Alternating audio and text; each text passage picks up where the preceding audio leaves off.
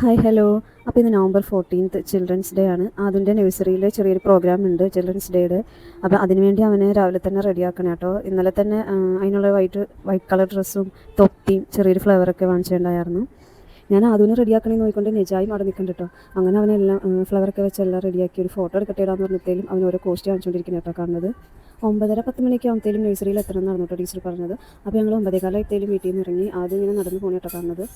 നടന്നു പോകുമ്പോഴേക്കും അത് ഓരോന്ന് ഇങ്ങനെ പറഞ്ഞുകൊണ്ടാണ് പോകുന്നത്. ഉമ്മി ഞാൻ ആരാ ഉമ്മി, ചാച്ചാജിയാണോ എന്നൊക്കെ ഇങ്ങനെ ചോദിച്ചുകൊണ്ടാണ് പോകുന്നത്. അവൻ ഫസ്റ്റ് ടൈം ആയതുകൊണ്ട് ഭയങ്കര എക്സൈറ്റ്മെൻറ്റിലായിരുന്നു കേട്ടോ. അങ്ങനെ നടന്ന് നഴ്സറി എത്തി. നഴ്സറി ചെന്നപ്പോൾ ആൻറ്റി അവനക്ക് തൊപ്പിയൊക്കെ വെച്ച് കൊടുത്തു. ടീച്ചർ അവനക്കൊരു നെഹ്റുവിൻ്റെ ഒരു പോസ്റ്റർ കണക്കത്തെ സംഭവം കൊടുത്തു. അതൊക്കെ പിടിച്ചവിടെ ഇരുന്നത്തേലും എല്ലാവരും വന്നിട്ടുണ്ടായിരുന്നു കേട്ടോ. എല്ലാ മക്കളും വൈറ്റ് കളർ ഡ്രസ്സും തൊപ്പി എല്ലാം വെച്ചിട്ടാട്ടോ വന്നിട്ട് നല്ല രസം ഉണ്ടായിരുന്നു എല്ലാവരും കാണാൻ ഒരുമിച്ച് വന്നപ്പോൾ.